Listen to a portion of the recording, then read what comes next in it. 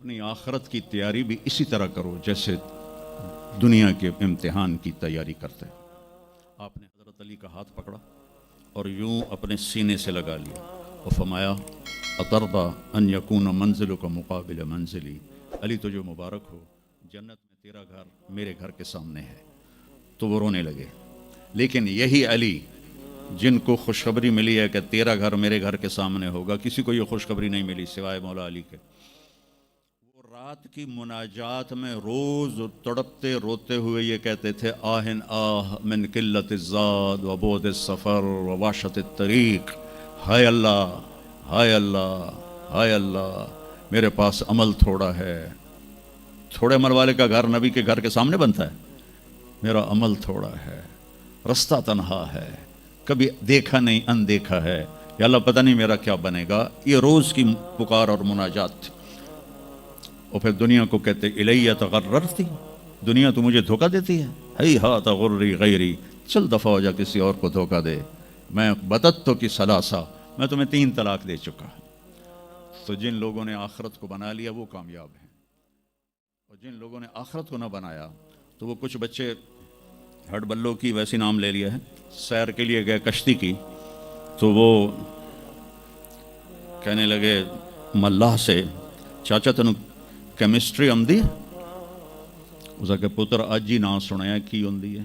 کہ تینوں پتہ نہیں اسی سپیریئر یونیورسٹی دے سپیریئر لڑکے آئے، ساری کیمسٹری دا پتہ ہے۔ دوسرے نے پوچھا چاچا تو فزکس پڑھی ہے؟ کہ میرا بچہ میں تو اج ہی نام سنیا ہے، ساری حیاتیہ بیڑی بائی ہے۔ تو چاچا تیری ادھی زندگی چلی گئی، ادھی زندگی ختم ہو گئی، سانو ایک اسی سپیریئر دے سپیریئر بچے، ساڑا برائٹ فیوچر۔ اتنے چک موج آئی، کشتی ہوئی ڈاواں ڈول۔ اس کہ پترو ترنا سکھیا ہی نے،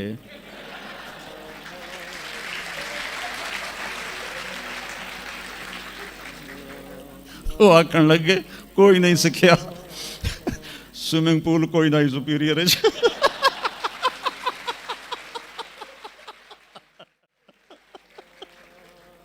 تو وہ ملا کہنے لگا پترو میری تو ادھی گئی تو تہاڈی ساری گئی۔ تو میرے بچوں مرتے وقت ایسا نہ ہو کہ تم کہہ رہے ہو ساری برباد ہوگی۔ اپنی زندگی، اپنے نبی کی زندگی پڑھو۔ چند تو فرائض ہیں جو میں نے ابھی پہلے گنائے ہیں، اس کے علاوہ سچ انسان کو عزت دیتا ہے، دیانتداری انسان کو عزت دیتی ہے، رزق حلال انسان کو بلند مقام باوقار بناتا ہے، اور اچھے اخلاق فرشتوں سے بھی اوپر اس کو لے جاتے ہیں۔ آپ نے فرمایا جس کے اخلاق اچھے ہوں گے میں جنت الفردوس میں گھر لے کر دوں گا۔ تو نماز کی عادت ڈالو۔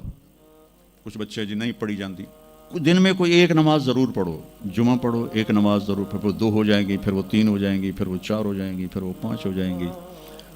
میں نے جتنوں کو بھی یہ نسخہ بتایا وہ سارے اللہ کے فضل سے، گورنمنٹ کالج میں میرا تھا ساتھی، تو وہ پھر شفٹ ہو گیا انگلینڈ، تو کوئی 40-45 سال بعد اس سے ملاقات ہوئی، یہاں پاکستان آیا ہوا تھا۔ تو میں نے کہا کہ نماز پڑھتے ہو؟ کہنے کا نہیں۔ جمعہ؟ کہنے کا نہیں۔ تو میں نے کہا اچھا ایسا کرو، ایک نماز شروع کر دو اور ایک جمعہ شروع کر دو۔ یہ ایک فرد کا واقعہ نہیں، ایسے میں ہزاروں بچوں پر بچیوں پر تجربہ کر چکا ہوں، اور وہ 5 وقت کے نمازی بن گئے۔ تو 2 دن کے بعد فون پہ بات ہوئی تو کہنے لگا یار تو میں نے ایک دسی آئی، میں تو 5 شروع کر دیتی ہوں۔ وہ ڈرنکنگ بھی کرتا تھا، کالج کے زمانے میں بھی کرتا تھا۔ کہنے لگا لو جب میں نے نماز شروع کی تو میں نے کہا میری توبہ، میں شراب کو بھی ہاتھ نہیں لگاؤں گا۔ نماز ایسی چیز اپنی زندگی، اگر کسی کے لیے رخصت ہوتی تو حضرت امام حسین علیہ السلام کے لیے رخصت ہوتی میدان کربلا میں۔ لیکن کیا جنت کے سردار، جنت کے نوجوانوں کے سردار، اور جنگ سے پہلے اونگ آ گئی اور آنکھ کھلی تو مسکرانے لگے۔ تو بہن زینب علیہ السلام نے پوچھا یہ کوئی ہنسن دا ٹائم ہے، اتنی تو مصیبت آئی کھڑی؟ کہا بہن اللہ کے نبی خواب میں آئے ہیں، فرما رہے ہیں بیٹا میں لینے کے لیے آ چکا ہوں۔ تو اب یہ نماز نہ پڑھتے تو ٹھیک تھا، اتنا تو قتل و غارت چل رہا تھا، لیکن جو ہی ایسے سورج ڈھلا تو آپ نے زہیر تھے آپ کے رائٹ سائڈ پر جھنڈا اٹھانے والے، اور لیفٹ پر تھے حبیب، اور درمیان میں تھے عباس اپنے بھائی۔ تو آپ نے زہیر کو بلایا کہا یہ شمر سے کہو تھوڑی دیر رک جاؤ میں نماز پڑھ لوں. تو زہیر نے شمر سے کہا, تو شمر نے کہا ہم جنگ نہیں روکیں گے, ہم سر اڑائیں گے. تو انہوں نے واپس آ کر کہا جی وہ انہوں نے جنگ روکنے سے انکار کر دیا ہے, اللہ کی قسم اب ان کے لیے کھلی اجازت تھی کہ یہ چھوڑ دیں اور سر کٹا دیں, لیکن آپ نے فرمایا سر کٹ سکتا ہے نماز نہیں چھوٹ سکتی. آپ نے کہا آدھے لڑو آدھے نماز پڑھو. تو آدھوں کو جنگ پہ لگایا, آدھوں نے نماز پڑھی. پھر ان آدھوں کو جنگ پہ لگایا اور جو جنگ پر تھے انہوں نے ان کو نماز پڑھوائی. سب کو ظہر کی نماز پڑھوائی اور عصر سے پہلے سب کے سر کٹ کے نیزوں پہ چڑھ چکے تھے.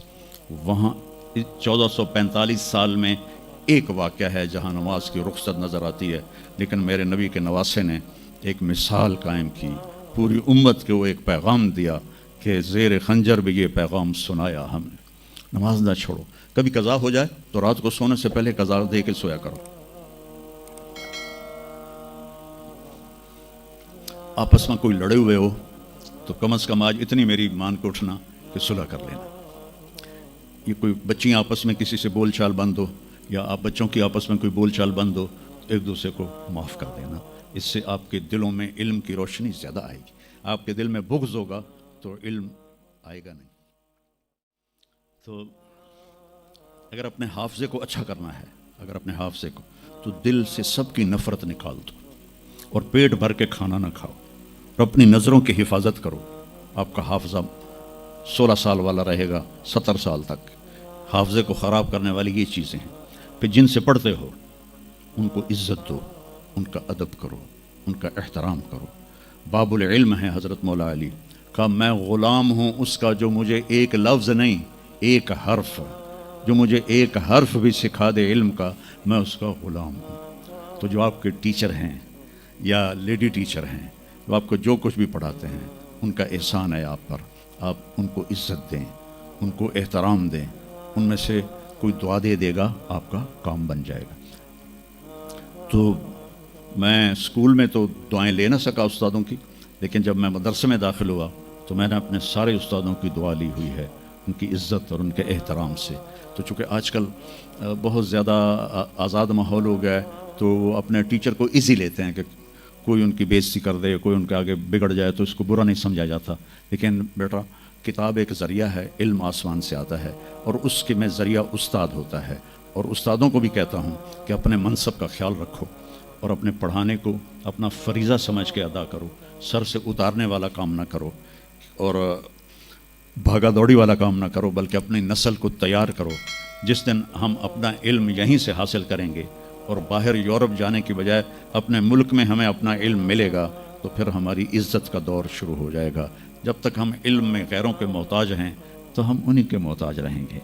تو یہ چند ایک باتیں آپ کی خدمت میں ہیں, اور جب آپ کو چھٹیاں ہوں تو تبلیغ میں کچھ وقت ضرور لگائیں, اس سے آپ کو